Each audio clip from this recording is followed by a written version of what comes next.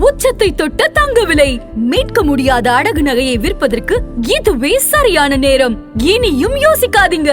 உங்க தங்க நகைய அதிக விலைக்கு விற்க சிறந்த வழி பிரைம் கோல்ட் ஹப் 9840551787. இந்த கிறிஸ்துமஸ இன்னும் அழகாக்க காஞ்சிபுரம் SM சில்க்ஸில் 60% வரை சிறப்பு தள்ளுபடி. அருகில் உள்ள ஷோரூமை இப்பவே விசிட் பண்ணுங்க. No compromise. உங்க சைடுலயும் எங்க சைடுலயும். It's a GT promise. GT Holidays, South India's #1 travel brand. விஜய்க்கு வந்த கூட்டம் பயங்கரமான கூட்டம், நல்ல க்ரௌட். பிரியாணி கொடுத்து பணம் கொடுத்து வர கூட்டம் இல்லை, அது தானாக சேர்ந்த கூட்டம். ஒரு 10 நிமிஷம் பேசினா 12 நிமிஷம் பேசினா கூட ஒரு இம்பேக்ட் பண்ணிட்டார். ஆனால் ஒரு சின்ன ஒரு தப்பு பண்ண மாதிரி தோடுறது. தமிழ்நாடும் பாண்டிச்சேரியும் ஒன்றா இருக்கணுங்கிறார். என்ன அர்த்தத்தில் சொல்ல வந்தார் அப்படிங்கிற அந்த இடத்துல புரியும் எனக்கு. நானும் திருப்பி ரீவைண்ட் பண்ணி பார்த்தேன்.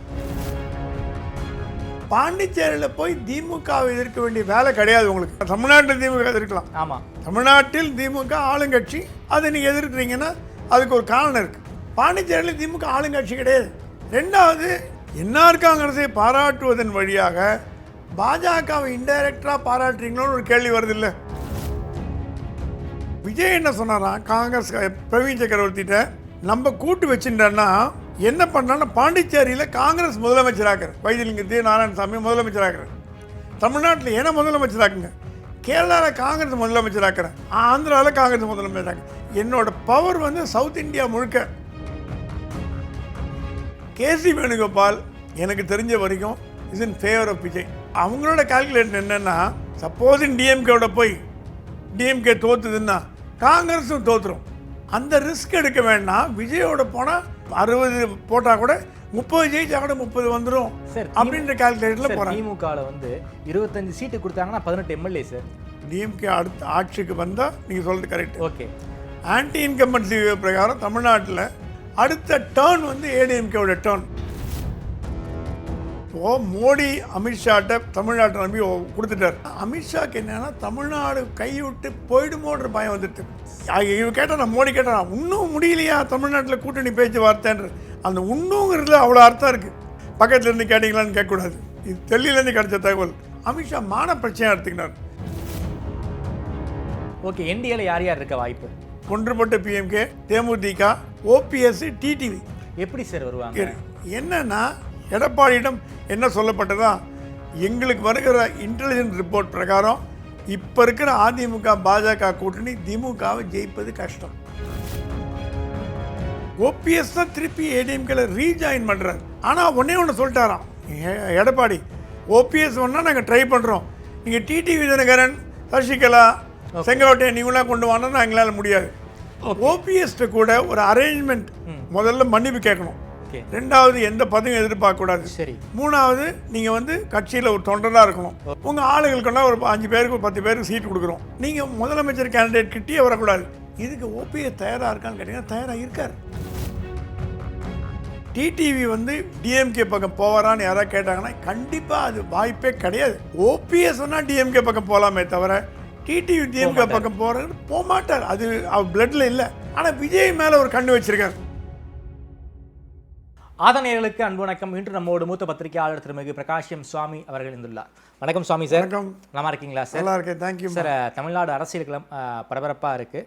நான் வந்து விஜய் கிட்ட இருந்து ஆரம்பிக்கணும்னு நினைக்கிறேன். விஜய் அவர்கள் பாண்டிச்சேரியில் வந்து ஒரு மிகப்பெரிய ஒரு கூட்டத்தை கூட்டி மக்கள் மத்தியில் பேசியிருக்காரு. ஒரு 11 நிமிஷம் தான் பேசியிருக்காரு. எம்ஜிஆர் கோட் பண்ணி பேசியிருக்காரு. தமிழ்நாட்டில் வந்து அதிமுக கட்சி ஆரம்பித்து தமிழ்நாட்டில் ஆட்சியை பிடிப்பதற்கு முன்பாக பாண்டிச்சேரியில் ஆட்சியை பிடிச்சிட்டாங்க, அதே மாதிரி நாமளும் வருவோம் அப்படிங்கிற டோனில் பேசியிருக்காரு. பாண்டிச்சேரி அரசியலை பற்றி பேசணும். என்ஆர் காங்கிரஸ் அங்கே பாஜக கூட்டணி, என்ஆர் காங்கிரஸை பாராட்டுறாரு, அதே சமயம் பாஜக எதிர்க்கிறாரு.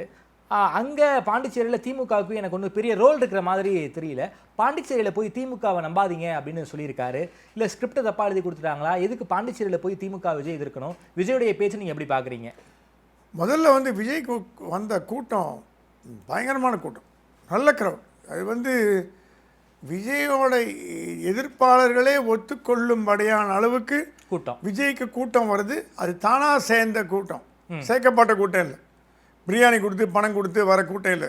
விஜய் பார்க்கறதுக்கு வர கூட்டம். அது அவர் நடிகராகவும் பார்க்கலாம், அரசியல் தலைவராகவும் பார்க்கலாம்.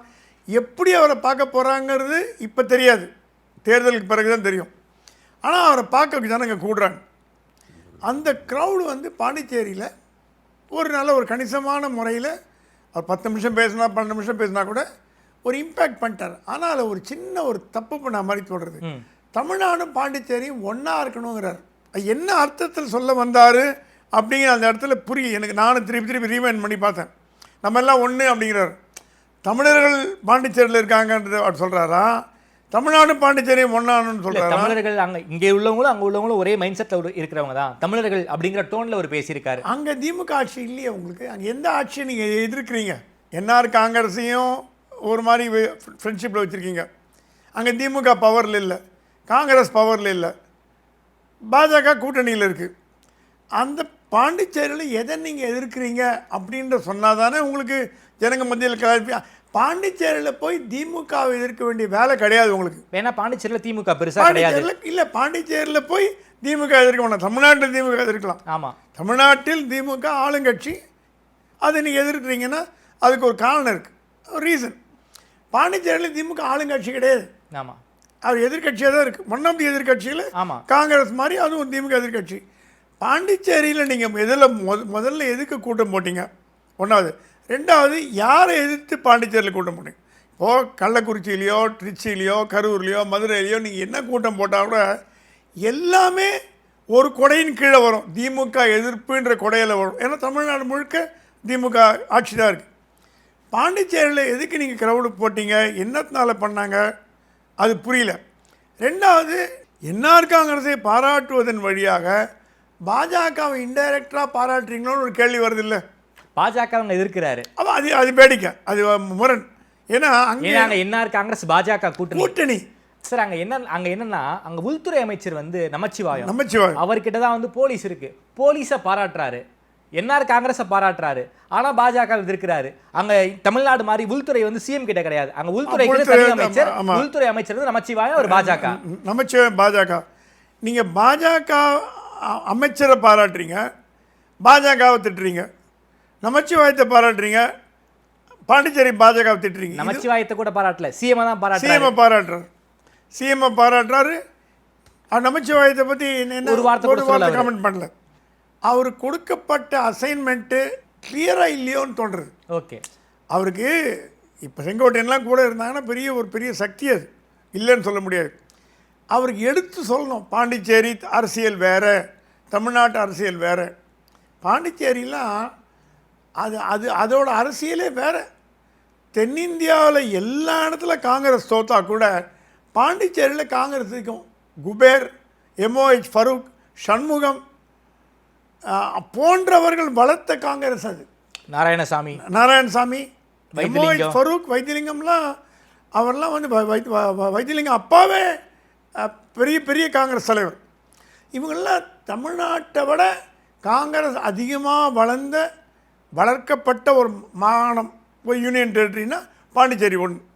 குபேர்னு ஒருத்தர் இருந்தார், அவர்லாம் வந்து லீடிங் ஃபிகர் பாண்டிச்சேரி வளர்த்து எடுத்ததில் அவங்க. ஸோ பாண்டிச்சேரி வந்து காங்கிரஸ் மண். என்ஆர் காங்கிரஸ் இருந்தாலும் சரி, வைத்திலிங் காங்கிரஸ் இருந்தாலும் சரி, நாராயணசாமி காங்கிரஸ் இருந்தாலும் சரி, காமராஜ் காங்கிரஸ், இந்திரா காந்தி காங்கிரஸ் இருந்தாலும் சரி, பாண்டிச்சேரி காங்கிரஸ் மண். எப்பாவது ஒரு வாட்டி தான் திமுக அதிமுக ஆட்சிக்கு வரும், ரொம்ப ரேராக தான் வரும். ஏன்னா மாற்றி இவங்களுக்குள்ளே வந்துப்பாங்க. அப்படிப்பட்ட பாண்டிச்சேரியில் யாரை எதிர்க்கிறதுக்கு விஜய் அங்கே போகிறார்? அவர் ஷோ ஆஃப் ஸ்ட்ரென்த்தை காட்டணுன்னா இப்போது அரசியலுங்கிறது ஒரு எதிர்ப்பில் தாங்க வர முடியும், ஆளுமையில் வர முடியாது. என்னோட பலத்தை காட்டுறேன்னு போய் நின்னீங்கன்னா யாரும் மதிக்க மாட்டாங்க. யாரை திட்டுறீங்கன்னு பார்ப்போம், யாருக்கு எதிரின்னு பார்ப்போம். பாண்டிச்சேரியில் விஜய் கும்பலை கூட்டினாரான்னா கூட்டினார், க்ரௌடை கூட்டினார், நல்லா பேசினார், அப்புறம் ஓரளவுக்கு பேசினார். இது நடுவில் இன்னொரு முக்கியமான, இப்போ காரில் வரும்போது என்னோடய நண்பர் கூப்பிட்டு பேசினார். சார், விஜய் போகிற ட்ராக் வந்து அதிமுகவுக்கு பாதிப்பு ஏற்படுத்தினார். எப்படி நான் இது என்னங்க புது கதை பண்ணுறீங்க, இத்தனை நாளாக திமுகவுக்கு பாதிப்பு நீங்கள் சார். எம்ஜிஆர் கையில் எடுத்துட்டார் சார். அவர் எம்ஜிஆர் கையில் எடுத்திங்கன்னா அதிமுக ஓட்டில் இந்த பக்கம் வந்துடும். அப்போ அவர் டிஎம்கேவோட பி டீம்னு ப்ரூவ் ஆகிடுது. நான் சொன்னேன், இதுக்கு அளவே இல்லை, நீங்கள் உங்களோட யோசனைக்கு இல்லை, எண்ணங்களுக்கு அளவே இல்லை. ஒன்று டிஎம்கே பி டீம்ன்றீங்க, அடுத்து ஏடிஎம்கே பி டீம்ன்றீங்க. எல்லா பி டீம்னா அப்போ எதோட சி டீம்? பிஜேபியோட சி டீமான்னு கேட்டேன். அவர் ரீசன் என்ன சொல்கிறாரு, எம்ஜிஆர் வாக்கு வங்கி பிரிப்பதற்காகவே உள்ளே வந்திருக்கார் விஜய். ஓகே. அது முதல்ல எடுத்தோடனே அந்த மாதிரி பண்ணால் வேலைக்காக. ஏன்னா நீங்கள் வந்து எம்ஜிஆரையோ எதையும் அதிமுகவையோ பிரிக்க முடியாது, எதிர்த்து தமிழ்நாட்டில் அரசியல் பண்ண முடியும். ஏன்னா ஆளுங்கட்சி இல்லை. உங்களுக்கு அந்த பெப்பு வேணும், அந்த பிக்கப் வேணும், வண்டி ஸ்டார்ட் ஆகிற மாதிரி. அந்த ஸ்டார்டிங் பாயிண்ட்டுக்கு திமுக வைத்தனால திட்டிட்டு இனிமே அவர் வந்து அதிமுகவை வாக்குகளை வாங்குவதற்கு முயற்சி எடுப்பார். ஓகே சார், அப்படின்னு சொல்றாங்க. அதாவது பாஜக எதிர்க்கிறாரு, என்ஆர் காங்கிரஸை விஜய் வந்து ஆதரிக்கிறாரு. குறிப்பாக பாஜகவுக்கும் என்ஆர் காங்கிரஸுக்கும் ஒரு முரண் தான் போய்கிட்டு இருக்கு. அதாவது இப்போ வந்து ஒரு அமைச்சரை போட்டிருக்காங்க, அவருக்கு வந்து போர்ட்ஃபோலியோவே கொடுக்காம வச்சுருக்காங்க. அங்கே வந்து ரங்கசாமி அவர்களுக்கும் பாஜகவுக்கும் ஒரு சின்ன கிளாஷ் இருந்துக்கிட்டே இருக்குது. நமச்சிவாயம் எப்படியாவது நாம் வந்து சிஎம் ஆகணும்னு ட்ரை பண்ணுறாரு. இப்படி இருக்கக்கூடிய சூழலில் பாண்டிச்சேரி வந்து ரொம்ப 30 தொகுதி தான் இருக்குது. ஒரு தொகுதிக்கு 45,000 ஓட்டு தான். ஒரு 15 நாளில் வந்து 2 தடவை போய் 45,000 பேரை வந்து பார்த்துடலாம். அந்தளவுக்கு ரொம்ப சின்ன தொகுதிகள் தான். ஒரு எலெக்ஷனுக்கு ஒரு மாதத்துக்கு முன்னாடியே விஜய் காங்கிரஸ் கூட்டணி அமைய வாய்ப்பு இருக்கா? விஜய் என்ஆர் காங்கிரஸ் கூட்டணி அமைய வாய்ப்பு இருக்கா? அப்படி அமைந்தால் என்ஆர் காங்கிரஸ் வந்து முதல்வர் ஆகிட்டு விஜய்க்கு வந்து ஒரு துணை முதல்வர் கொடுக்கலாம் இல்லையா பாண்டிச்சேரியை பொறுத்த வரைக்கும்? நான் என்ன கேள்விப்பட்டேன், ரங்கசாமியோட டேர்ம் முடிஞ்சு போச்சு 5 வருஷம். திருப்பி அவர் விஜயோட சேர்ந்தாலும் பாஜகவோட சேர்ந்தாலும் கம்யூனிஸ்டோட சேர்ந்தாலும் அவர் ஜெயிக்கிறது கஷ்டம். ஏன் சார் அப்படி சொல்கிறீங்க? ஏன்னா ஆன்டி இன்கம்பன்சி வேவ். அவர் எந்த காரியமும் பண்ணல. டூரிசம் டெவலப் பண்ணுறேன்னு சொன்னார், டூரிசம் டெவலப் பண்ணல. போர்ட்டை டெவலப் பண்ணல. ஏர்போர்ட்டு 2 பிளேன் ஒரு நாளைக்கு வருது, அதுக்கு மேலே வரமாட்டேங்குது. 5 பிளேன் 10 பிளேன் வரும்னு சொன்னார். சென்னையிலேருந்து பாண்டிச்சேரி பிளேன் கிடையாது, அது ட்ரிச்சிலேருந்து பாண்டிச்சேரி பிளேன் இருக்குது. இப்போ வேடிக்கை. ஸோ டூரிசம் பாண்டிச்சேரியே டூரிசம் இண்டஸ்ட்ரி. அங்கே போய் நீங்கள் வந்து ஃபேக்ட்ரி, மிஷினரி, டூல்ஸு அதெல்லாம் ஃபவுண்ட்ரி இதெல்லாம் போட முடியாது. டூரிசம் ரிலேட்டட் ஆக்டிவிட்டி மட்டும்தான் அங்கே பண்ண முடியும். பாண்டிச்சேரி அங்கே வந்து சுற்றுலா பயணிகளுக்கு மட்டும்தான். சுற்றுலா பயணிகளுக்கு எந்த ஒரு நடவடிக்கையும் பண்ண மாதிரி தெரியலையே அவர். ஸோ ஆன்டி இன்கம்பன்சி பிரகாரம் 5 ஆண்டு காலம் ரங்கசாமினா அடுத்த 5 ஆண்டு காலம் காங்கிரஸ் தான் வரணும். ஸோ இவர் விஜய் என்ன சொன்னாராம், காங்கிரஸ் பிரவீன் சக்கரவர்த்திகிட்ட நம்ம கூட்டு வச்சுட்டோன்னா என்ன பண்ணான்னா பாண்டிச்சேரியில் காங்கிரஸ் முதலமைச்சராக்குற வைத்தியலிங்க நாராயணசாமி முதலமைச்சராக்குறேன். தமிழ்நாட்டில் ஏன்னா முதலமைச்சராக்குங்க, கேரளாவில் காங்கிரஸ் முதலமைச்சராக்குறேன், ஆந்திராவில் காங்கிரஸ் முதலமைச்சராக்கு. என்னோட பவர் வந்து சவுத் இந்தியா முழுக்க. பிரியங்கா காந்தியிடம் சொல்லப்பட்டதான். பிரியங்கா சொன்னாங்களாம், நார்த் இந்தியாவில் காங்கிரஸ் அடியோடு போச்சு, ஒன்றுமே எங்கேயுமே சுவடை காணும். தென்னிந்தியாவிலேயாவது காங்கிரஸ் வளர்கிறதுக்கு விஜய் உதவினார்னா ஒய் நாட் அப்படின்ற கேள்வி கேட்டிருக்காங்க. ஏன்னா அவங்க Kerala influence. Priyanka Gandhi is MP from Wayanad. அங்கே இருக்கிற காங்கிரஸ்காரங்கள்லாம் அம்மா அடுத்த வாட்டி நம்ம காங்கிரஸ் வந்து ஆட்சி அமைக்கணும்னா விஜய் தயவு இருந்தால் தான் முடியும். ஏன்னா இங்கே ஒரே சண்டை கேஎஸ் வேணுகோபாலுக்கு சண்டை, கேசி வேணுகோபால் சண்டை, சசி தரூர் சண்டை, அவங்க உள்ளுகளில் ஒரே ஒடிக்கால் ரமேஷ் சென்னித்தலாக்கு இவங்களுக்கு ஒத்துக்கலை. அங்கே குழப்பமான சூழ்நிலை உதவுது. எப்படி கம்யூனிஸ்ட் 10 வருஷம் இருந்தாச்சு, 15 வருஷம் இருக்க போகிறது கண்டிப்பாக இல்லை. ஆனால் காங்கிரஸ் கம்ஃபர்டபுளாக வருமானா கம்ஃபர்டபுளாக வர்றதுக்கு உண்டான வாய்ப்புகள் குறைவாக இருக்குது. அது காங்கிரஸ்காரனே உணர்றாங்க. உணர்ந்து பிரியங்காட்ட போய் கேசி வேணுகோபால்கிட்ட போய் சொல்லியிருக்காங்களாம், விஜயை உள்ளே கொண்டு வந்தீங்கன்னா நமக்கு 40-50 சீட்டில் கேரளாவில் ஜெயிக்க முடியும். கேசி வேணுகோபால் எனக்கு தெரிஞ்ச வரைக்கும் is in favour of Vijay. Okay. அவர் டிஎம்கே வந்து இப்போ பெருசாக கண்டுக்கல. கார்கே வேணால் டிஎம்கே இருக்கலாம், அதை பற்றி நமக்கு தெரியாது. வேணுகோபால் சொன்னால் டிஎம்கேவோட போயாச்சு, 10 வருஷம் இருந்தாச்சு. விஜயோட இருந்துப்பா அவங்களோட கால்குலேஷன் என்னென்னா, சப்போஸ் டிஎம்கேவோட போய் டிஎம்கே தோற்றுதுன்னா காங்கிரஸும் தோற்றுரும் கண்டிப்பாக. இதை ஒரு கூட்டணி கட்சினால டிஎம்கே மட்டும் தோற்று காங்கிரஸ் 40-30 சீட் ஜெயிக்கும்னு எதிர்பார்க்கறது கஷ்டம். அந்த ரிஸ்க் எடுக்க வேண்டாம். விஜயோட போனால் 50-60 போட்டால் கூட 30 ஜெயிச்சா கூட 30 வந்துடும் சார் அப்படின்ற கால்குலேட்டரில் போகிறாங்க. திமுகவில் வந்து 25 சீட்டு கொடுத்தாங்கன்னா 18 எம்எல்ஏ சார், 30 சீட்டு கொடுத்தாங்கன்னா 25 எம்எல்ஏ சார். டிஎம்கே அடுத்த ஆட்சிக்கு வந்தால் நீங்கள் சொல்கிறது கரெக்ட். ஓகே.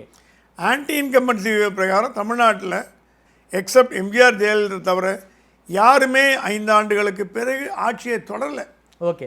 ஆனாலும் மாற்றி தான் வருது. டிஎம்கே அப்படி பார்த்தீங்கன்னா அடுத்த டேர்ன் வந்து ஏடிஎம்கேவோட டேர்ன். சார் அப்படின்னா கூட்டணி பலமாக இருக்கணும்ல. திமுக கூட்டணி பலமாக இருக்குது, என்டிஏ கூட்டணியில் பாஜகவும் அதிமுகவும் மட்டும்தான் இருக்காங்க. அங்கே வந்து எந்த ஒரு புதிய கட்சிகளும் வந்த மாதிரி தெரியல.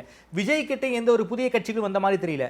இப்போ வரைக்கும் கூட்டணி பலத்தில் தானே திமுக வந்து முந்திர மாதிரியான ஒரு பெர்செப்ஷன் நமக்கு தெரியுது. அதுதானே 14th வராராமே அமித்ஷா வராரு. சென்னையில் வந்து 2 நாளைக்கு உட்காந்துட்டு டேரா போட்டுட்டு எல்லாரையும் உள்ளே சேர்த்து பிரேமலதா விஜயகாந்த், அன்புமணி, ராமதாஸ் எல்லாரையும் பார்த்து கூட்டணி பலப்படும். நீங்கள் கூட்டணிங்கிறது எதுலேயும் சேராத கட்சிகள்னு பார்த்தீங்கன்னா 4 கூட கிடையாது. பாமக, தேமுதிக, புதிய தமிழகம், இந்த மாதிரி 3-4 தான். அதுக்கு மேலே மீதி எல்லாம் ஃபிக்ஸ் ஆகிடுது. ஆமாம், நீங்கள் சொன்ன மாதிரி காங்கிரஸ் கூட்டணியில் எல்லாம் போயிடுத்து, திமுக கூட்டணியில் எல்லாம் போயாச்சு, என்டிஏலையும் ஏடிஎம்கே வந்தாச்சு. நீங்கள் மீதி எந்த அணியிலும் சேராத கட்சிகள் ஒரு 3-4 கட்சி தான் இருக்குது. பாமக இப்போ 2 இருக்கே. பாமக 2 இருக்குது. ஸோ இது இனிமேல் சேர்க்கறதுக்கு முடியாத காரணம். ஏன்னா போலீஸ் கம்ப்ளைண்ட் வரைக்கும் போயிட்டு ஒரு பெரிய லெவலில் போயிட்டு நீங்கள் வந்து சிட்டி சிவில் கோர்ட்டில் போய் முறையிட்டுக்கோங்க சொல்லியாச்சு. ஆனால் இப்போ இன்னி தேதி பிரகாரம் சின்னம் சின்னமும் கட்சியும் அன்புமணி கிட்ட தான் இருக்குது. ஃப்ரீஸ் ஆகலை. ஃப்ரீஸ் ஆகலை. ஸோ பாமக யாருன்னு கேட்டிங்கன்னா அன்புமணியை தான் கை காட்ட முடியும். பாமக அன்புமணியை என்டிஏ பக்கம் அமித்ஷா எடுத்துக்கினார்னா, ராமதாஸ் சின்னம் இல்லாமல் கட்சி இல்லாமல் திமுக கூட்டணியில் போய் என்ன லாபம்னு திமுக யோசிக்கும். திமுக ஒன்றும் அப்படியே வாரி வழங்குற வள்ளல் இல்லை. 2 சீட்டு கொடுத்தா கூட அந்த 2 சீட்டில் நமக்கு என்ன லாபம்னு பார்த்துட்டு தான் கொடுக்கும். அது தப்பு கிடையாது. எல்லா அரசியல் தலைவர்களும் பண்ணுறதா ஸ்டாலின் பண்ணுவார். ராமதாஸுக்கு ஒரு 4 சீட் கொடுக்குறோன்னா என்ன லாபம்? கட்சியில் சிம்பிள் இல்லை, எதுக்குப்பா அவர் எடுத்துக்கணும் அப்படின்னு கேட்டார் வச்சுங்க, அந்த கதவு அடைக்கப்படும், க்ளோஸ்டு. இந்த பக்கம் என்டிஏவும் போக முடியாது, ஏன்னா பையன் போயிட்டான். அரசியலில் அனாதை ஆகிடுவீங்க. அதுதான் அமித்ஷா சொல்கிறான்னா, தயவு செய்து அந்த தப்பை பண்ணாதீங்க, நீங்கள் எல்லாம் ஒன்றா இருங்க, சண்டே அப்புறம் பார்த்துக்கலாம், ஒன்றா என்டிஏக்குள்ளே வாங்க, அப்பா பையன் ஒன்றா வாங்க அப்படின்னு சொல்கிறது தான் 14th வரார். ஓகே, இந்த வாட்டி பிரேமலதா விஜயகாந்துக்கு ஒன்றுமே வேண்டாமா, ராஜ்யசபா எம்பி மட்டும். அவங்க ஒரே கனவு, கட்சி நடத்துகிறோமோ இல்லையோ சுதீஷை ராஜ்யசபா எம்பி ஆக்கி உட்கார வச்சுட்டு நான் பார்க்கணும் அப்படிங்கிறது அவங்க ஆசை. ஓகே, அதனால் சுதீஷ் ராஜ்யசபா எம்பி கொடுக்க அமித்ஷா ஓகே பண்ணிட்டாராம். எங்கேனா ஏதாவது ஒரு ஸ்டேட்லேருந்து பண்ணுறேங்க, நீங்கள் வாங்க, அதுக்கு போய் பெருசாக போய் அலட்டிக்காங்க. ஏன்னா அவங்களுக்கு வேறு எந்த டிமாண்டுமே கிடையாது. தமிழ்நாட்டிலேருந்து வேறு எந்த ஒரு பாஜக பிரமுகர்களுக்குமே +1 ராஜ்யசபா சீட் கொடுத்த அளவுக்கு பார்க்கல. எல்முருகனுக்கு மட்டும்தான் அப்படி கொடுத்துருக்காங்களே தவிர, கூட்டணி கட்சி தேமுதிக அவங்களுக்கு 1% கூட ஓட்டு கிடையாது. அவங்களுக்காக +1 பாஜக கொடுப்பாங்களா? ஏன்னா திருநாவுக்கரசருக்கு கொடுத்தாங்க அந்த காலத்தில், கொடுத்து மத்திய அமைச்சர் ஆக்குறாங்க. திருநாவுக்கரசருடைய ஸ்டேச்சர் வேற, அவர் எம்ஜிஆருடைய வளர்ப்பு, அதனால பாஜக அவரை கொடுத்த அழகு பார்த்தாங்க. பிரேமலதா கிட்ட என்ன பவர் இருக்கு? இல்லைன்னா தேமுதிக டிஎம்கேட்ட போயிடுவேன், அந்த கவலை அவங்களுக்கு. ஓகே, டிஎம்கேட்ட போகிறத தடுக்கணும். டிஎம்கேல போய் 2 சீட்டு 3 சீட்டு ஜெயிக்கிறாங்களோ ஜெயிக்கல, அது வேற விஷயம். ஓகே, அவங்களுக்கு அவங்களுக்கு டிஎம்கேக்குள்ளே போகிறது கஷ்டம் இல்லை. ஒரு ராஜ்யசபா சீட் கொடுக்குறது என்ன ஆகிட போகிறது?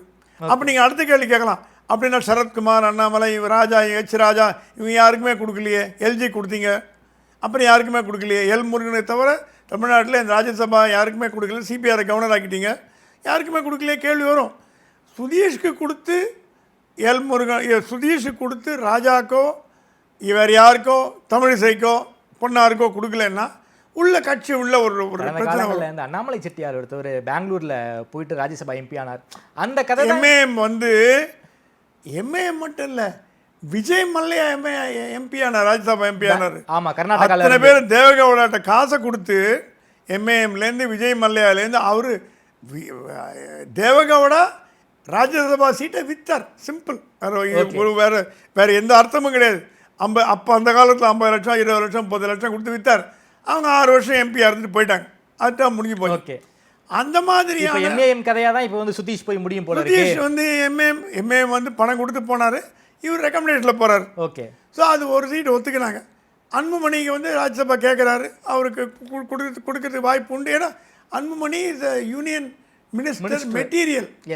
அவர் என்னதான் அவர் மேலே புகார்லாம் இருந்தால் கூட யார் மேலே தான் புகார் இல்லை.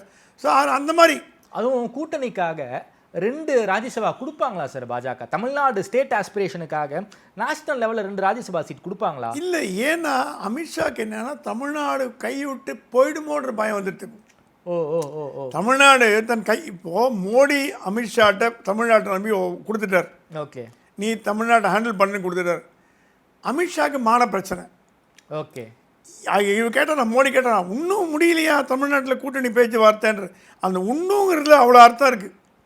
அமித்ஷா அமித்ஷாட்ட மோடி கேட்டாராம், நீங்கள் பக்கத்துலேருந்து கேட்டிங்களான்னு கேட்கக்கூடாது, இது டெல்லியிலேருந்து கிடைச்ச தகவல். அமித்ஷா இன்னும் முடியலையான்னு கேட்டாராம். அமித்ஷா மான பிரச்சனையாக எடுத்துக்கினார். சொன்னால் தமிழ்நாட்டு தலைவர்கிட்டலாம் நான் தமிழ்நாட்டில் வந்து உட்காந்து எப்படியாவது இந்த கூட்டணி என்டிஏவை ஸ்ட்ரெங்தன் பண்ணாமல் நான் போகிறது இல்லை, 2ல் 1 பார்த்துருவான்ட்டாராம். இதே தான் சார் ஏப்ரல் இதே தான் ஏப்ரல் மாதம் சொன்னாங்க. ஏப்ரல் மாதத்துக்கு இப்போது நிறைய வித்தியாசம் என்னென்னா, ஏப்ரல் மாதம் பீகார் தேர்தல் நடக்கலை, வெஸ்ட் பெங்கால் தேர்தல் நடக்கலை. அந்த ஃபோக்கஸ் எல்லாம் அப்போ அங்கேயே இருந்தது. ஒரு அரை மனதோடு தான் அமித்ஷா இந்த வேலையை பண்ணார். இப்போ முழு மனதோடு இறங்கிட்டாருன்னா முழு மனதோடு இறங்கிட்டு தான் நம்ம கேள்விப்படுறோம். ஓகே, என்டிஏல யார் யார் இருக்க வாய்ப்பு?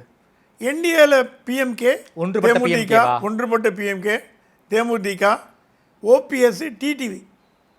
எப்படி சார் வருவாங்க? என்னன்னா, எடப்பாடியிடம் என்ன சொல்லப்பட்டதா, எங்களுக்கு வருகிற இன்டெலிஜென்ஸ் ரிப்போர்ட் பிரகாரம் இப்போ இருக்கிற அதிமுக பாஜக கூட்டணி திமுகவை ஜெயிப்பது கஷ்டம். சிம்பிள். நீங்கள் ஜெயிக்க முடியாது. ஏதோ ஒரு 70-60-70 சீட்டு வந்தால் ஜாஸ்தி. ஒரு சர்வே கூட இப்போ ஏதோ பார்த்தேன், விஜய்க்கு 70, ஏடிஎம்கே 60 ஏதோ பார்த்தேன். ஸோ அதனால் இவங்க என்ன சொல்கிறாங்களாம், இது வந்து அதிமுக ஜெயிக்கணும், திமுகவை வந்து வீட்டுக்கு அனுப்பணுன்னா உங்கள் ஈகோலாம் விட்டால் தான் முடியும்.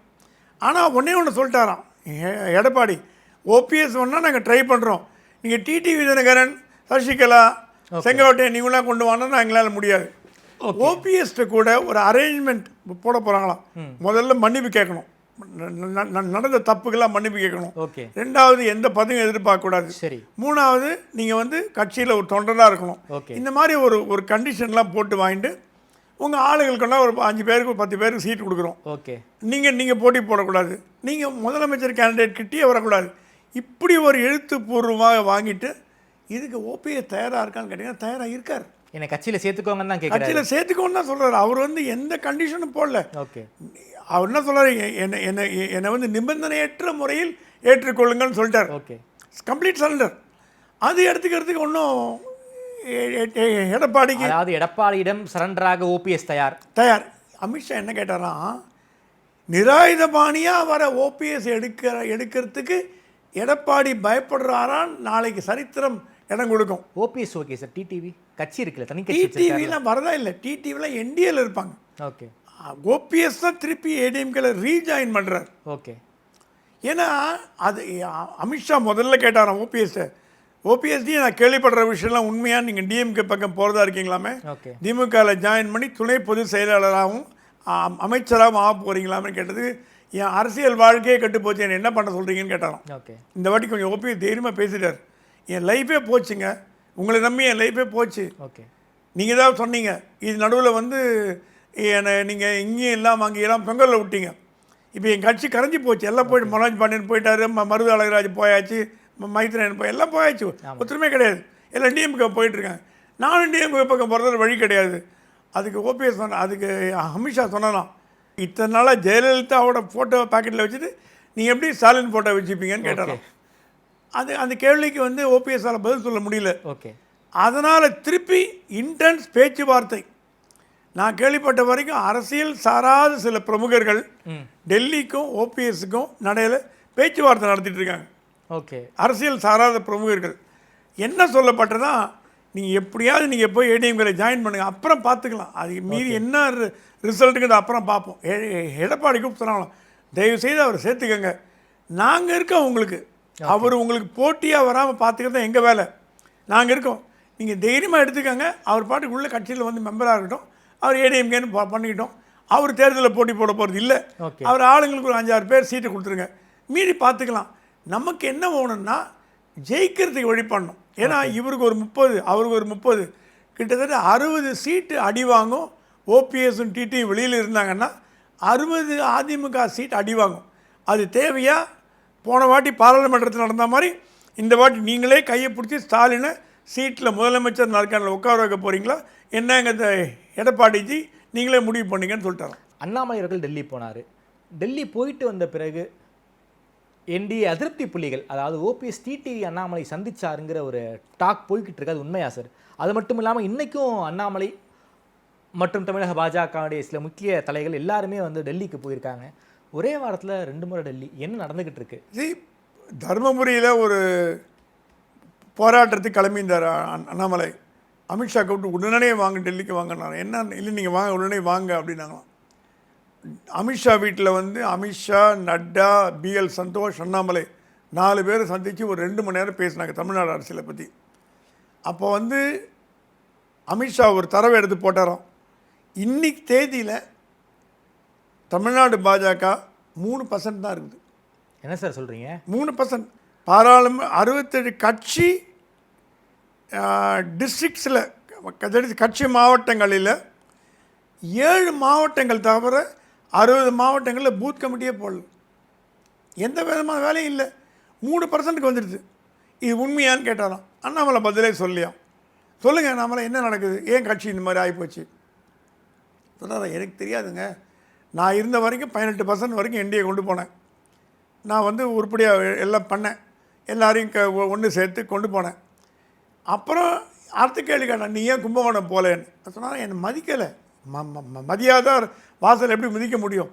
அந்த கும்பகோணம் மாநாட்டுக்கு முந்தின நாள் கூட என்னோட ஆதரவாளர்கள்லாம் கட்சி விட்டு எடுத்துட்டாங்க.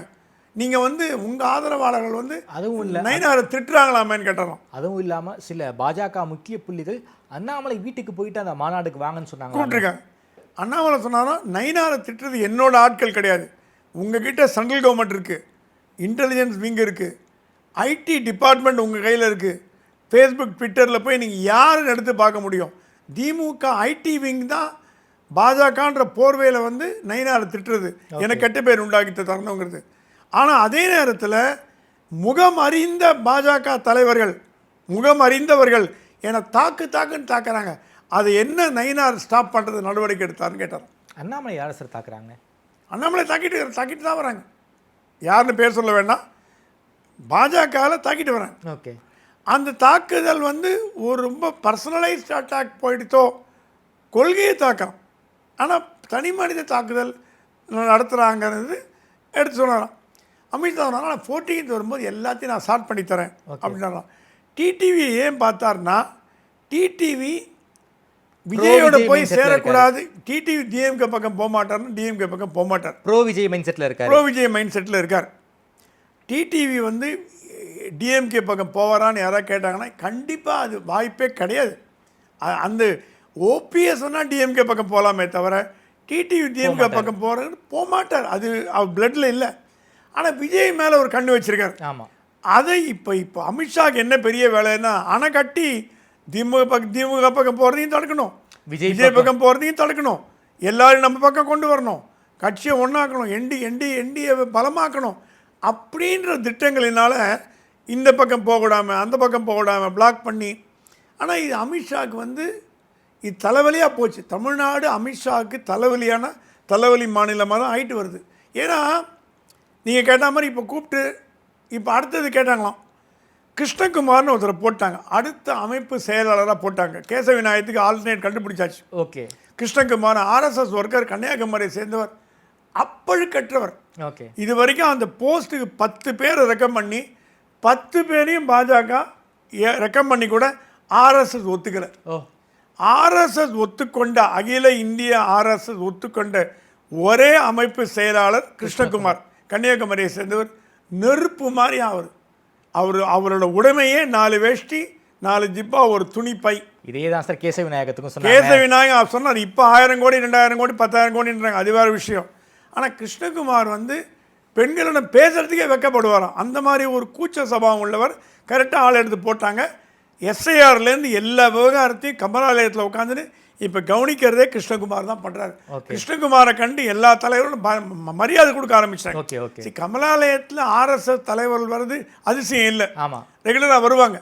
ஆனால் ஒரு பதவியில் அமர்ந்து ஒரு காரியங்களை செய்யக்கூடிய அளவுக்கு நோட்டபிள் பர்சனாக கவனிக்கும்படியான ஒரு தலைவராக உருவெடுத்திருக்கிறார். ஆனால் அஃபிஷியல் அனௌன்ஸ்மெண்ட் வரல. ஓகே. இப்போது மோகன்ராஜு தலைவராக இருந்தார், மோகன்ராஜு அமைப்பு செயலாளர் இருந்தார்.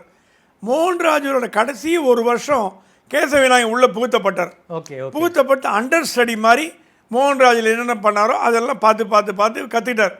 அப்புறம் மோகன்ராஜில் வரணும்னே கேசவ விநாயகம் எடுத்துட்டார்.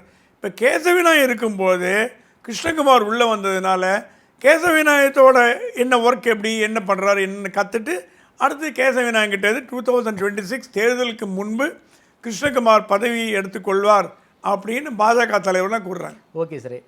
இன்றைக்கி ஏன் சார் முக்கிய தலைகள் அண்ணாமலை, நயினார் எல்லாரும் ஏன் வந்து டெல்லிக்கு போயிருக்காங்க?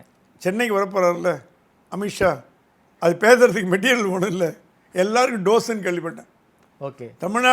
தமிழ்நாடு பாஜக அழிவு பாதையில் போகிறதான்னு கேட்டானோ. பாஜக நிர்வாகிகளை விலாசி அமித்ஷா பாஜக நிர்வாகிகளை விளாசின்னு சொன்னாதான். இது தமிழ்நாடு வந்து நான் பாஜக நிறைய ஹோப் இருந்தது, மோடிக்கும் ஹோப் இருந்து, எனக்கும் ஹோப் இருந்தது. இப்போ அந்த ஹோப்பெல்லாம் கரைஞ்சிட்டே வருது. நீ கூட்டணியும் ஒன்றும் சரியாக அமையலை, பர்சன்டேஜ் பிரச்சனை இருக்குது, கூட்டணியும் பிரச்சனை இருக்குது, கட்சியிலையும் பிரச்சனை இருக்குது, ஆளுக்கு ஆளு அவங்க ஈகோ, உங்கள் ஈகோ, அந்த ஈகோ, அந்த ஈகோ எல்லாம் போயிட்டுருக்கு. ஓகே. அப்போ நயினார் கைதானார் திருப்பரங்குன்ற மேட்டரில். அதை எதிர்த்து போராட்டம் நடத்தணும்னு சொன்னாங்களாம். பாலவாக்கத்தில் 50 பேர் வந்திருக்காங்க. இந்த நியூஸ் அடுத்த நிமிஷமே அமித்ஷாவுக்கு ஐபி சொல்லிட்டாங்க. ஐபி போயிட்டான். இப்போ பாஜக எங்கெங்கே போராட்டம் பண்ணுறாங்களோ ஸ்டேட் போலீஸுக்கு முன்னாடி ஐபி அங்கே போயிடுறான். போயிட்டு ரிப்போர்ட் எடுத்து டெல்லிக்கு உடனே இமெயில் அனுப்பிச்சிடுறான். கேட்டாரான் 50 பேர் தான் வருவீங்களா? ஒரு ஸ்டேட் பிரசிடெண்ட் கைதாராரு, அதற்கு எதிர்ப்பு தெரிவித்து நடந்த போராட்டத்துக்கு 50 பேர் தான் வருவீங்களா? வேறு ஆளே இல்லையா? என்ன ஆச்சு கட்சின்னு கேட்டான். அது சொன்னால் கலெக்டிவ் ரெஸ்பான்சிபிலிட்டி வேணும். எனக்கு தெரியாது, உனக்கு தெரியும், உனக்கு தெரியும், எனக்கு தெரியுங்கிறது வேணாம். எல்லாருமே முன்னாள் தலைவர்கள், இந்நாள் தலைவர்கள் அத்தனை பேரும் பாரதிய ஜனதா கட்சி முழு கம்ப்ளீட் ரெஸ்பான்சிபிலிட்டி எடுத்துக்காத வரைக்கும் இது நடக்காது. பாஜக நிர்வாகிகளுக்கு டெல்லியில் கச்சேரி நடந்திருக்கு. 50 பேர் எப்படி வந்தாங்க? ஒரு மாநில தலைவர் கைதுக்கு 50 பேர் வந்தாங்கன்னா இது கேவலமா இல்லையா? கட்சி நடத்துகிற விதமா அப்படின்னு போட்டு வாங்கன்னு வாங்கிட்டாங்க. சார் 7ஆம் தேதி அமித்ஷா வருவார்னு சொன்னாங்க, அந்த நியூஸ் பொய்யாயிடுச்சு. 14வது அமித்ஷா சென்னை வர்றது உறுதியா? If other things are equal will be the சேம்னு ஒரு பழமொழி உண்டு. அந்த மாதிரி மற்ற நிலைமைகள்லாம் சரியாக இருந்ததுன்னா 14th வரத்துக்கு வாய்ப்பு உண்டு. ஈசிஆரில் தான் தங்குறாருன்னு கேள்விப்பட்டோம். ஆமாம், ஈசிஆரில் தங்குறார். அவருக்கு நெருக்கமான ஒரு ஜுடிஷியல் கிருஷ்ணமூர்த்தின்னு அவருடைய நெருங்கிய நண்பர். ஓகே. அவர் தான் எல்லாம் ஏற்பாடெல்லாம் பண்ணிட்டு வர்றாரு. அமித்ஷா தமிழ்நாட்டு மேலே ஒரு கண்ணு வச்சுருக்காரு. ஆனால் அவருடைய அலுவல்கள் வந்து அவர் மீறி போச்சு. அவரால் ஹேண்டில் பண்ண முடியல. ஓகே. தமிழ்நாட்டு மேலே அக்கறை இல்லை அமித்ஷான்னு சொல்ல மாட்டேன். அமித்ஷாவுடைய கைமீறி போயிடுச்சா தமிழ்நாடு தேர்தல்? அமித்ஷாவுடைய கைமீறி போயிடுத்து, அவரால் ஹேண்டில் பண்ண முடியல. ஓகே. அது வந்து அந்த இன்டர்னல் பாலிடிக்ஸ் வந்து டீப் ரூட்டடாக போனதுனால அது எக்ஸ்ட்ரிகேட் பண்ணி எடுக்க முடியல. ஓகே. அந்த முடிச்சு வந்து சிக்கலாயிடுச்சு. ஓகே. ஈகோ பிரச்சனை, சண்டை, ஒருத்தர் கண்டா ஒருத்தர் ஆகிறதில்ல, ஒருத்தர் திட்டுறது, இது வேறு கூட்டணியை பற்றி கமெண்ட் அடிக்கிறது, இதெல்லாம் என்ன ஆகிடுத்து? இதெல்லாம் வந்து ஸ்டாலின் கையை வலுப்படுத்துமோ. இது இடையில வேறு பேச ஆரம்பிச்சிட்டாங்களாம். பாஜகவுக்கும் திமுகவுக்கும் கள்ள கூட்டணி இருக்குது, கள்ள உறவு இருக்குது, நடவடிக்கை எடுக்கலை, அது எடுக்கலை, இது எடுக்கலைன்னு. எடப்பாடி சொல்லிட்டாராம், நீங்கள் அது கூட்டணியை மட்டும் நம்பி முடியாதுன்னு இல்லைங்க, நீங்கள் டெல்லியில் பண்ண மாதிரி தமிழ்நாட்டில் வந்து ஒரு ஆக்ஷன் எடுத்தால் தான் முடியும். அது நீங்கள் ஆக்ஷன் எடுக்காத வரைக்கும் ஏன் ஆக்ஷன் எடுக்கலன்னு தெரியல. அதான் இடி லெட்டர் எழுதியிருக்காங்களோ, லெட்டர் வாங்கி வச்சு ஸ்டாலின் இந்த அரசியலையும் பார்த்தவர், இதுக்கு மேலே அரசியலையும் பார்ப்பார். அவர் அரசியல் கற்றுக் கொடுக்க வேண்டிய அவசியமே கிடையாது. எல்லாம் லெட்டரை வாங்கி இவர் ரிசீவ்ட் அப்படின்னு போட்டு சீல் போட்டு ஸ்டாம்ப் பண்ணி வச்சுட்டாரா என்ன பண்ணுவீங்க? எஃப்ஐஆர் போடணும், போடலன்னா அதுக்கு நீங்கள் திருப்பி ஆக்ஷன் எடுப்பீங்களா? அந்த மாதிரி ஒரு மாநில முதலமைச்சரை மிரட்டி பண்ண வைக்க முடியும். நான் கூட முக்கியமான அதிகாரிகிட்ட பேசியிருந்தேன். எஃப்ஐஆர் போடலான்னு அட்வைஸ் பண்ணியிருக்கே தவிர போட்டாகணும்னு சொல்கிற இடத்துல என்ஃபோர்ஸ்மெண்ட் கிடையாது. போட்டாகணும்னு போட்டு இன்னைக்கு நாளைக்காத்தால போடுவியா அப்படின்னு சொல்கிற இடத்துல கிடையாது. நீங்கள் கொடுக்குற லெட்டரை வாங்கி வச்சுட்டு ஒரு பாட்டுக்கு அவர் வேலையை நேரம் நீங்கள் உங்கள் வேலையை பண்ணுங்கள், லெட்டரை வாங்கி வச்சாச்சும்பார். இதெல்லாம் கரை கண்டவர் ஸ்டாலின். அதனால் அந்த தைரியத்தை பார்த்து எதிர்கட்சிகள்லாம் உருக்குலைஞ்சி போச்சு. ஓகே. அதை ஸ்ட்ரெங்தன் பண்ணும் அப்படிங்கிற அமித்ஷாவோட அடுத்த நோக்கம். இப்போது எதிர்கட்சிகள் பயப்படுது ஸ்டாலினை கண்டு. அந்த பயத்தை போக்குறதுக்கு என்ன பண்ணலாம் அப்படின்னு கேட்டதுக்கு அப்போ தான் எடப்பாடி சொன்னாலும், நீங்கள் நடவடிக்கை எடுத்தால் தான் உண்டு. கைமீறி போட்டு ரெய்டு மட்டும் பண்ணி பிரயோஜனம் இல்லை. ரெய்டு பண்ணுறீங்க போகிறீங்க, ரெக்கார்டு எடுத்து போகிறீங்க, கவர்மெண்ட்டை கொண்டு போய் போட்டியாக மூட்டையாக கொடுக்குறோம். அண்ணாமலை கொடுத்தாரு, நான் கொடுத்தேன், எல்லோரும் கொடுத்தோம், நீங்களும் உங்கள் இன்ஜினியர் கனெக்ட் பண்ணீங்க, ஒரு நடவடிக்கை எடுக்கல. 2 மாதம் தேர்தல் வரப்போகுது. நீங்கள் தேர்தல் நேரத்தில் நடவடிக்கை எடுத்தீங்கன்னா அது அரசியல் பழிவாங்கும் நடவடிக்கையாக பார்க்கப்படும். உங்களுக்கு ரிவர்ஸ் ஆகும். அது இப்போ எடுத்தாலாவது பரவாயில்ல, இன்னும் டிலே பண்ணிங்கன்னா தேர்தல் நேரத்தில் எடுத்த நடவடிக்கைப்பா அப்படின்னு எம்ஜிஆர் எப்படி போய் சொன்னார், நான் என்ன தப்பு பண்ணேன், என் ஆட்சியை கழிச்சிங்களே எம்ஜிஆர் கேட்டார் 1980 அந்த மாதிரி ஸ்டாலின் நான் என்ன தப்பு பண்ணேன், என் மேலே இந்த மாதிரி பண்ணுறாங்கன்னு கேட்டால் ரிவர்ஸ் ஆகும், Okay. ஜாகிரதை அப்படின்னு எடப்பாடி சொல்லிட்டார். என்னுடைய கடைசி கேள்வி சார், அமித்ஷா வந்து ஈசிஆரில் தங்க போகிறாரு, ஈசிஆரில் தான் விஜய் இருக்காரு, விஜய் அமித்ஷா சந்திப்பு நடக்க வாய்ப்பு இருக்குமா? விஜய் வரணும்னு அமித்ஷா ஆசைப்படுறாரான்னு கேட்டிங்கன்னா ஆசைப்படுறார். கூட்டணிக்குள்ளே வரணும்னு ஆசைப்படுறார். அதற்கு உண்டான வேலையே சில முக்கியமான பாஜகவில் இல்லாத சில பிரமுகர்களிடம் அந்த பொறுப்பு ஒப்படைக்கப்பட்டிருக்கு. அவங்க போய் பேசிட்டு வராங்க, ஃபீல் பண்ணுறாங்க. பட் விஜய் என்ன மனநிலையில் இருக்காருன்னு ஒன்றும் புரிஞ்சிக்க முடியல அமித்ஷாவால். விஜய் சொல்கிறாங்கன்னா வெயிட் பண்ணி பார்க்கலாம், ஜனவரி வரைக்கும் வெயிட் பண்ணலாம். அமித்ஷா வந்து வெயிட் பண்ணுறதுக்கான டைம் கொடுக்கல. அவர் இப்போ எல்லாத்தையும் முடிக்கணும்னு பார்க்குறாரு. இந்த தடவை அமித்ஷா வரும்போது 14ஆம் தேதி ஷீட் ஷேரிங்கே பேசப்படும்னு எதிர்பார்க்குறேன். இதே தான் சார் 7ஆம் தேதி சொன்னீங்க. 7ஆம் தேதி சொன்னோம். அப்போ பண்ண முடியல அவரால். என்ன நிர்பந்தம், என்ன காரணம்னு தெரியல. அதிமுக எவ்வளோ சீட்டு, பாமக எவ்வளோ சீட்டு, பாஜக எவ்வளோ சீட்டு, அந்த லிஸ்ட்டை வந்து டெல்லிக்கு போயாச்சு. 2 தடவை ரிவைஸ் பண்ணியாச்சு. 60 பேர் கொண்ட பட்டியல் தமிழ்நாடு பாஜக தயாரிச்சிருக்கு. அந்த 60 பேர் கிடைக்குமானா தெரியாது. அந்த 60ல் 30 கிடைக்கும்னு பார்க்குறேன். ஆனால் 60 ஃபேவரபிள் தொகுதிகள் ப்ரிப்பேர் பண்ணி கொடுத்துருக்காங்க அமித்ஷாட்ட. எல்லா முடிவும் டெல்லி தான் எடுக்க முடியும். இங்கே நயனாருக்கும் அண்ணாமலைக்கும் எந்த முடிவும் கிடையாது எடுக்கிறதுக்கு. ரெக்கமெண்ட்லாம் ஒரு தொகுதிக்கு 2-3 பேரை ரெக்கமெண்ட் பண்ணி அமைச்சிருக்காங்க. அதில் எந்த செலக்ட் பண்ணி எது எடப்பாடி காமன் பண்ணி, அதில் என்ன ஒரு பிரச்சனைனா பல தொகுதிகள் கிளாஷ் ஆகுது. ஏடிஎம்கேயோட கொங்கு பெல்ட்டில் தான் அதிகமாக ஏடிஎம்கே கேட்குது, அதிகமாக பாஜகவும் கேட்குது. தென் மாவட்டங்கள் இல்லை, கொங்கு ரீஜியன் அதிகமாக கேட்குது. அது உட்காந்து எப்படி ஸ்டார்ட் பண்ணுவார், எப்படி அண்டர்ஸ்டாண்டிங் வருங்கிறது போக தான் பார்க்கலாம். ஓகே சார், ரொம்ப நன்றி சார். குறிப்பாக தமிழ்நாடு அரசியல் தொடர்பான பல்வேறு கேள்விகளுக்கு ரொம்ப அறிவாக பதில் சொல்லியிருக்கீங்க. பாஜக நிர்வாகிகளை டெல்லியில் கூப்பிட்டு வச்சு அமித்ஷா விளாசியிருக்காரு. குறிப்பாக அமித்ஷா கையை விட்டே வந்து தமிழ்நாடு எலெக்ஷன்ஸ் போயிருமோ அப்படிங்கிற கவலை வந்து பாஜக தலைமைக்கே வந்திருக்கு. பல்வேறு இன்சைட் இன்ஃபர்மேஷன்ஸ் ரொம்ப வெளிப்படையாக பேசியிருக்கீங்க. நேரில் இருந்து நேரம் கொடுத்து பேசியமைக்கு நன்றி சுவாமி சார். நன்றி.